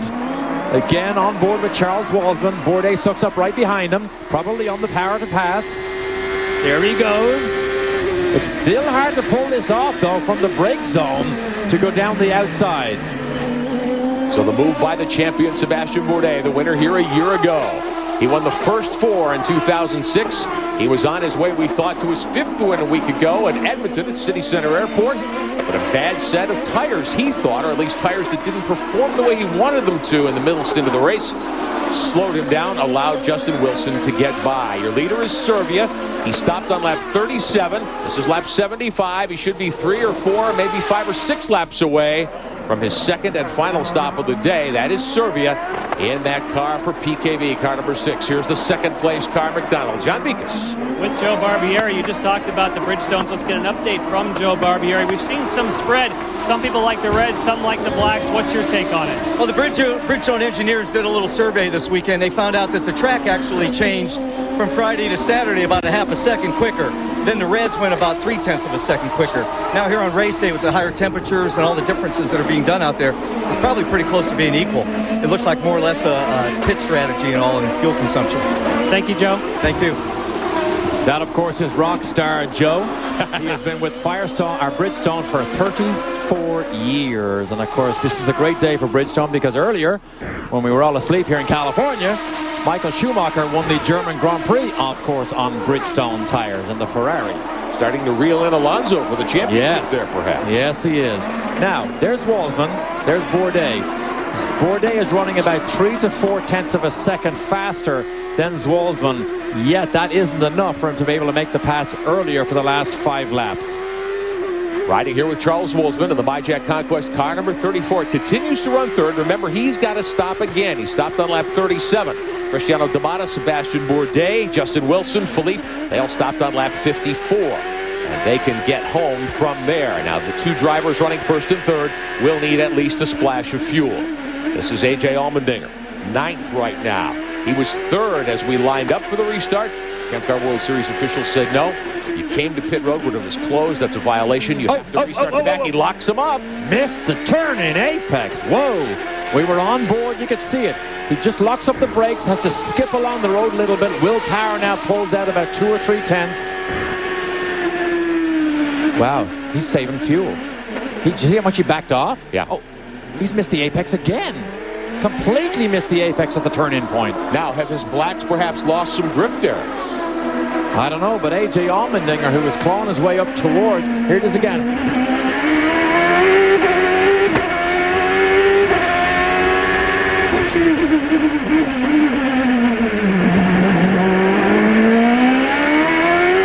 He's braking late, trying to save fuel, yet he lost the turn-in point.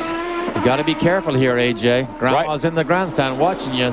The right front locked there, and it almost looked as though he might have flat spotted that right front. Oh, we saw so many flat spots all through practice and qualifying. Even Sébastien Bourdais came in on Friday with a set of Bridgestones toasted so badly he went right through to the cords because he got on the brakes so hard, just literally ripped the tire to shreds. Allmendinger trying to reel in Will Power. That's the Aussie Vineyards 5 car up in front. Power sitting 8th at the moment. Allmendinger 9th. 77 laps on the board. 20 remain here in the streets of San Jose. And Sébastien Bourdais 2nd. 5.8 seconds behind Oriol Servia. But he was a half second quicker the last time by Derek. In fact, he set the fastest lap of the day on lap 77. A 50.48 second run here at race pace, race conditions. Now, Power 6th at Edmonton. We showed you the huge wreck he had during the weekend where he threw that car off the racetrack, smacked into some Jersey barriers, put a hole in the tub and killed it essentially. They had to roll out a different tub, put that car back together for him. Came through with the 6th today. He sits in 8th. And Power is good. Yeah. Power is definitely a good driver. He definitely knows what he's doing. Allmendinger, look at that. 6 consecutive top 5 finishes on those 3 wins. What an injection to the Champ Car season an injection of excitement Allmendinger was when he changed over to this Forsyth's team. Coming up 18 laps to go. Up front, meantime, Serbia having his lead chopped down anyway. Bourdais just ran a 50.6, half a second quicker than Serbia. And Bourdais is ready to run to the finish now. Serbia will have to pit late for a splash of fuel, it does appear. If he stopped on 37, you'd think that they would be bringing Serbia to pit road any time now within the next lap or two, trying to get him on a pit road as quickly as possible. Just a few gallons of fuel, but as Jan told us earlier, it's going to take him 25 seconds to do that, so he will give up the lead. Now, a little further back, Nelson Philippe in 6th, trying to catch Justin Wilson in the CDW9 car for 5th. Wilson, last week's winner. Philippe searching for his first Champ Car win on the Bridgestone Reds, the softer Potenzas, the alternate tires that are quicker. And we get word Oriol Servia's team, the PKV squad, will pit the 6th car right very shortly. Next time around, we do expect to see the Gulfstream Lola of Oriol Servia on pit road. And Wilson is also on the faster of the Bridgestone Reds. Cameron? Well, you can see right there, they threw the gun away. They're just going to go at the splash. There will be no tires for Oriol Servia. Hold it, there they go.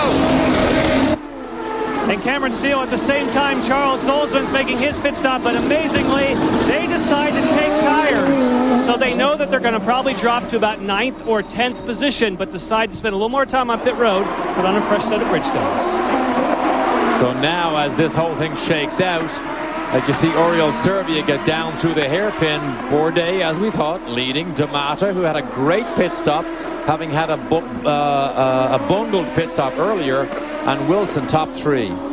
Serbia, with that green flag stop for fuel only, comes back on the racetrack in 8th position behind A.J. Allmendinger. Serbia's lucky that he's still in this race because of an earlier trouble for Andrew Ranger, the MSR Houston 27. He has stuck that car in the wall. He's bent the front end badly.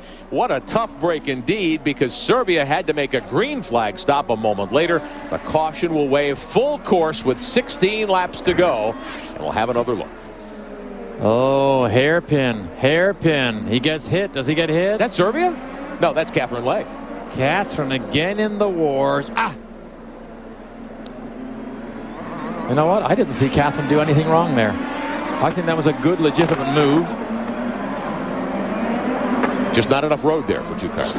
Yeah, Ranger was shown in 10th. Catherine is many laps down. So maybe he was a bit aggressive to be that many laps down and run that hard. In fact, she'd been told earlier today by race control to be reminded that she was 7 laps down and not to challenge faster cars. Yeah, that is a different perspective, right enough. Yeah. He believed the same thing. Don't emotions run higher on a street circuit, Derek, where it's so tight? They certainly do today. Is Catherine got a puncture? Could be. It looked as though there was contact with one of her tires with the wing of Ranger's car. Andrew Ranger, the long stroll back. We saw Dan Clark do it when his gearbox gave up and he was running 2nd. Paul Tracy and Alex Tagliani, after their contact at turn 6 and subsequent squabble behind pit road. Laps are winding down. 15 remain as Bridgestone presents the Champ Car World Series powered by Ford. Your leader, Sebastian Bourdais over Cristiano D'Amata. Saturday night, the party continued here in San Jose as guests were able to attend the 2nd annual Cabana Gala benefiting the Canary Foundation. Here, the VIPs were able to peruse very hot and exotic sports cars. What a way to spend the evening the night before the big race. Bridgestone presents the Champ Car World Series powered by Ford. Back in the streets of San Jose. A reminder, in 2 weeks, we're back with you on Sunday, August 13th, the Champ Car Grand Prix of Denver, presented by Bridgestone. Check your local listings for our coverage. And then 2 weeks later, we're back on NBC Sports from Montreal. The Grand Prix of Montreal, Champ Car Grand Prix of Montreal. The circuit Gilles Villeneuve ready for a restart. There'll be 13 laps to go. This time by, it'll be Bourdais, D'Amata. Great pit stop, starts 2nd. Wilson, Philippe, and Dominguez. Allmendinger, meantime, with a chance maybe for a top 5, Jan Beekes. Let's ask the question of Michael Cannon. What is the situation? You think that AJ's quick enough now to take a couple spots and take advantage of this yellow? I mean, I hope so, but it's not, it's not where we were not too many laps ago. I mean, we listen to race control, and when race control says pits are open, that's when we pit. And you heard that call, and so therefore you're referring to the penalty to put you to the back. Indeed. Oh, no. I think that spells it all. Yeah. Whoa, if that did happen, it's sure ruined his race and Grandma's race. And his hopes for a championship, Derek, because he was within striking distance of Bourdais coming in here. He was, but he's got to put that out of his mind right now. Forget the emotion. This has been a hugely emotional day of racing for many people. He's just got to get on and do the best he can. Can he get power? Can he get Dominguez? Can he get close to Nelson Philippe? Normally, you would think he's got enough race car, based on what we've seen from the Forsyth Index team, to allow him to do that. But it's so hard to pass him. And we thought he was saving fuel earlier on. But now that the yellow means you don't have to save fuel anymore, so let him go flat out and see can he attack power. 12 laps to settle it here in the streets of San Jose. Does D'Amata have anything for Bourdais? Does Wilson have anything for Bourdais? And does D'Amata have to play second fiddle to Wilson because of the championship? We don't know that. And Nelson Philippe, we think, has a car as fast as anybody. Allmendinger trying to dive bomb power in turn one. Couldn't get it done. We saw him dive inside, but he didn't have enough room. On board Wilson, who runs third after a great pit stop. And he's on the Reds, the alternates, the Bridgestones. Oh, and D'Amata just got a little bit sideways under power. Teammate in Rue Sport to Wilson. Wilson can watch it. I don't see D'Amata making things easy here for Wilson. Nelson Philippe, top of the screen. The gunmetal gray. Dominguez is there. Oh, they're all on the line. Nelson Philippe just, of course, turned 20 a week ago at Edmonton. First Champ Car podium came a few weeks back in June at the Milwaukee Mile. Justin Wilson, last week's winner, his third career victory. Currently second in the title fight in that CCW 9 car. On the button, down the front stretch, trying to reel in D'Amata. A lot of people here from CDW this weekend, hoping Justin can at least stay on the podium, but he's going to have his hands full with Nelson Philippe. Nelson Philippe knows what the podium tastes like because of Cleveland. No, because of it was Milwaukee where he ran third. Jan Beekes. With Carl Russo with a grin on your face, a bad day turning better and better all the time. Any thoughts about switching team orders between D'Amata and Wilson for a championship standpoint? Yeah, sure, those thoughts go through your head, but we're committed to not having team orders. We think that this is a sport. We call it Rue Sport for a reason. I don't think CDW wants to go to the front that way, and neither do we. All right, thank you, Carl. Thanks, John. Wow, good for you. Good for you, Carl Russo. Let those boys race. One of the fastest cars on the racetrack, Derek Daly, might well be the CTE HVM car of Nelson Philippe, car number 4 in 4th position. I think he's got more race car than Justin Wilson right now. In the brake zone, he looks good. You have to be so careful. Cameron? Vince Kramer just told me they do have a great race car and they do have more Cosworth power to pass, so we're going to find out. He said they're going to try to tighten it up and use that to get by at least 1, if not 2 cars. And he is on the faster Bridgestone red Potenzas. There is Wilson, great young driver, really has emerged here in 2006. Hasn't had the results necessarily to show it.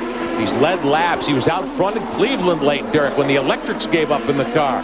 Then he was very strong at Toronto before he ran over the back end of Oriol Servia's machine, and there was some debate as to who had made the mistake going down at the end of the backstretch. Had the fastest lap of the day, in fact, at Cleveland, and led those 34 laps total at Toronto. And here he is, trying to make a move on Wilson for third. Oh, I think he might have the speed. He might have the speed.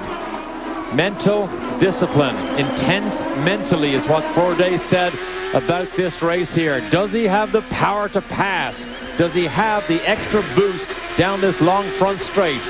Well, take a look down at the bottom there. Where is he? The big bar graph means you've got a lot left. Catherine Legge hasn't used much yet. As we look further down, Philippe's got about 12, 13 seconds to go. He's got more than Wilson or Bourdais or D'Amata. Yeah, but Wilson almost has as much. I don't know. I'm not sure the Cosworth power to pass are going to make the difference here. There's the railway lines that we saw last year. They don't go over them sideways anymore. Watching Wilson riding with a CDW car, continues third, trying to hold back Philippe, trying to reel in his teammate D'Amata there, wide off of 1, Derek.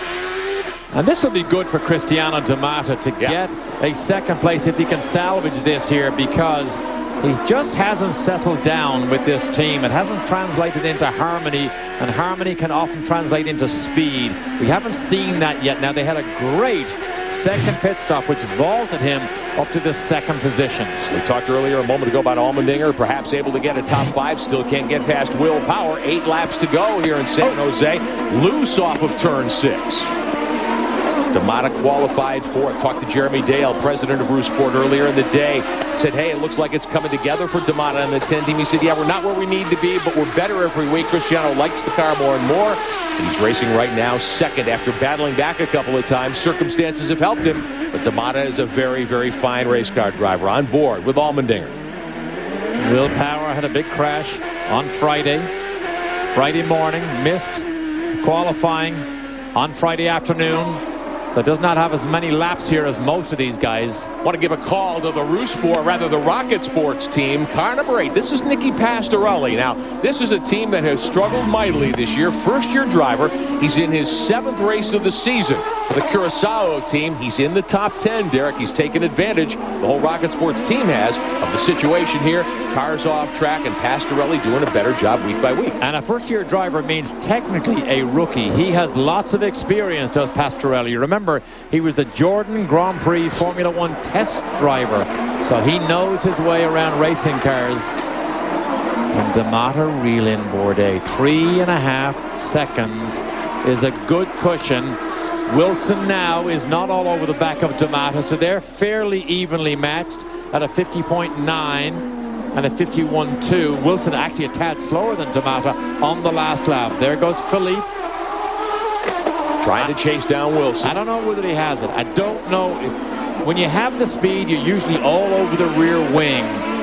These are so evenly matched right now. Then there's Dominguez, Power, Allmendinger.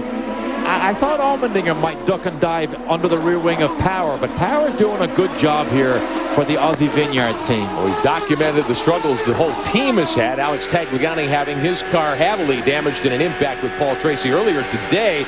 Power wrecked hard, riding here with Allmendinger. Trying to listen in to see did he back off early. I don't think he did. Look at the armfuls of lock when they get down. Every driver has a different style. Wilson moves his hands, then crosses them over. With 5 to go in San Jose, this is for 6th position. Power 6th a week ago at Edmonton. His best finish in his rookie year, trying to tie that here this weekend. He had a bad off earlier. Heavily damaged the front end of that car. They had brake issues. They fixed it and fixed the race car, and Power doing a nice job. Now, here was first and second just what, 5 or 6 laps ago. Serbia's Wolfsman trying the alternate fuel strategy, trying to get to the end, hope for another caution short fill. They ran first and second for quite a while. Now they're fighting for 8th because both had to come to pit road for a splash. Zwolsman took tires, and he's quicker at the moment than Serbia. Yeah, he was 9th in Toronto, running 9th today. Toronto was his best champ car finish. 4 laps to go. What's going on up front? Sebastian Bourdais just knocked off the best lap of the day as the fuel load goes down. 49.7 for Bourdais. He has said see ya to Cristiano D'Amata. It's 6 seconds the gap between first and second. Wow. Bourdais at the top of the show. Jan Bika said he pulled out a brilliant lap. He did. He pulled out one of those laps that was just very special at the right time. The great drivers can just do that. But look at this scrap. Look at this street fight going on here. Philippe Dominguez, Will Power, and Allmendinger all covered by a blanket here down the front straight. 4th, 5th, 6th, and 7th in play as the laps wind down. 3 laps remain in the streets of San Jose. Great event. Second-year event organized by Bob Singleton, the Canary Foundation folks. It's been a terrific weekend here in San Jose. Beautiful weather. Great racing. And the biggest surprise, I think, was the changes to the racetrack. 200% better, Tracy mentioned. On the top of the show, we told you that, but there was such a difference. I mean, a credit to the people in San Jose to go to this length to actually produce a racetrack that was so dramatically different and so much better than last season. And Nelson Philippe, we thought he was quicker than Justin Wilson and would be able to challenge him for 3rd. He's loose there, Derek. I think he's just realized, hey, I've got 4th in hand. Let's settle down and take it. Bring it home. He's 20 years of age. Races out of Key Biscayne, Florida. Had that fine 3rd at the Milwaukee Mile. Very impressive. As we told you, he led 34 laps a few weeks ago at Toronto before getting in trouble, a wreck with Oriole Serbia at the end of the backstretch. Lots of good racing miles. Oh, look at Allmendinger in the brake zone. I don't know. Does he have enough? Does he have enough to make one pass? A.J. Allmendinger thinking championship, third in the title fight within striking distance of Bourdais. 9th race of 14 this Champ Car World Series season going on today. Allmendinger knows the position's very valuable to him. White flag, this time by for race leader Sebastian Bourdais. Further back, Zwolsman and Serbia. That's Serbia, the red and white PKV Gulfstream car. He is 8th, Zwolsman 9th. J.D. Wilbur and the crew on the flag stand. White flag in the air here at San Jose. There is Bourdais. 175 miles an hour down the front straight. 180 if you press the Cosworth power to pass, the extra boost. And Bourdais really has been in a class of his own pretty much all weekend here. Just has that special touch in this car. Two-time defending series champ, won the first race here a year ago, won the first 4 this year for the Newman Haas McDonald's team. There's a tendency, I think, to forget just how good this young driver is. Rarely makes a mistake, Derek Daly, on his way to his 5th win of the year. Now, this will be his 13th career Champ Car win from the pole, 5th all-time. He'll pass Michael Andretti. Checkered flag for Sebastian Bourdais. Flawless run for the McDonald's Newman Haas team, and Bourdais in car number 1 bags his 5th win of the season. Down to the position for 6th position, Allmendinger. Allmendinger doesn't quite pass power. 4th to Nelson Felipe. Mario Dominguez scores a top 5 for Dale Coyne's team. The Sonny's Barbecue squad, but Bourdais flips the visor. He is number 1 again in the streets of San Jose. And does he have enough room to do the donuts? Well, he was going to attempt it there. Look, he slowed down. Everybody spoiled the party for him. But does he have enough room anywhere to do the donuts? Bourdais extends his championship lead. Justin Wilson, 2nd coming in, will lose a couple of points to Bourdais. Good runner-up finish for Cristiano D'Amata. Here we go. Found a spot. Found a spot. Let's have a look. What do you think? Only average so far. Got to stay inside the lines. Oh, no. Outside the lines, average. Now, don't you think that looks like a French croissant? I was going to say, last year here you said it was a croissant, not a donut. That's more like, that's not good. Not good. Great run for Sebastian Bourdais and the entire Newman Haas team. The McDonald's car, 5th. 2000. He heard me. He heard me. Here we go again. He needs more practice. Okay, that's a good one right there. Okay. Much better set. That's it. Bourdais, your winner in the streets of San Jose. 2nd and 3rd to the Rousport team. Cristiano D'Amata's best finish of the season for the 2002 Champ Car champion. He comes home in the runner-up spot. Previously his best finish, 5th at Toronto when he took over the 10th car from A.J. Allmendinger. So Bourdais is your winner. 2nd to D'Amata, Wilson, Felipe, and Mario Dominguez, the rest of the top 5. Many stories to tell you. The Champ Car Grand Prix of San Jose. Back with more in a moment.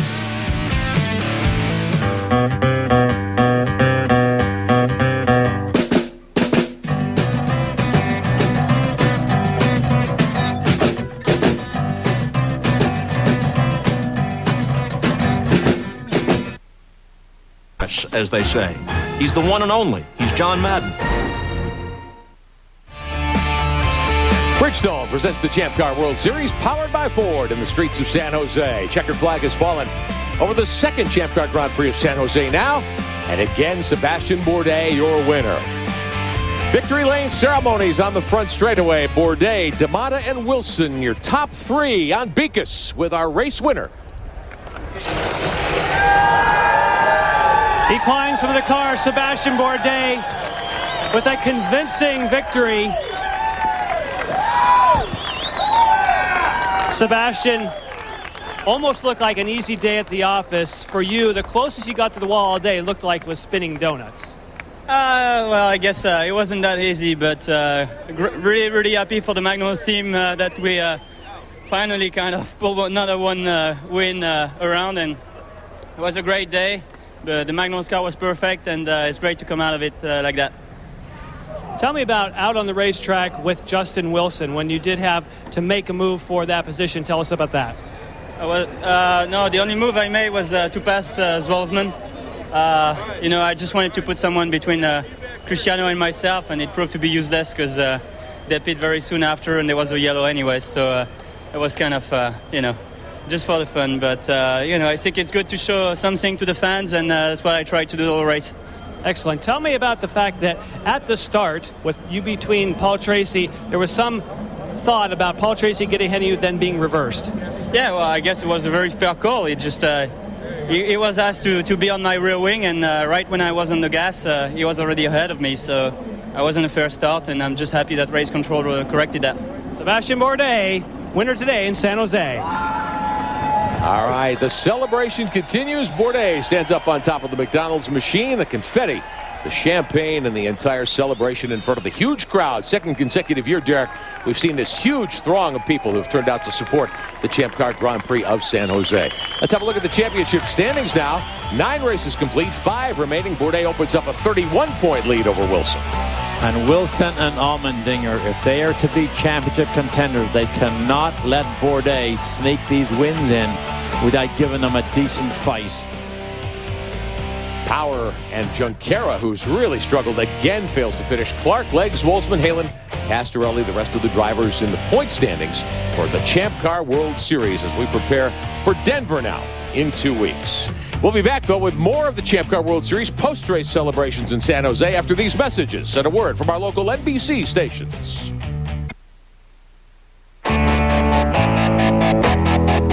Back in San Jose, Sébastien Bourdais with the checkered flag for the 5th time in 2006, winning the 2nd running of the Champ Car Grand Prix of San Jose. He's 2 for 2 now in the streets of San Jose. A chance for you now to enter the Champ Car Live Fast Sweepstakes, brought to you by Bridgestone. You can win a trip to the Grand Prix of Denver in 2 weeks, plus a set of those Bridgestone Potenza pole position tires, or a subscription to Auto Week.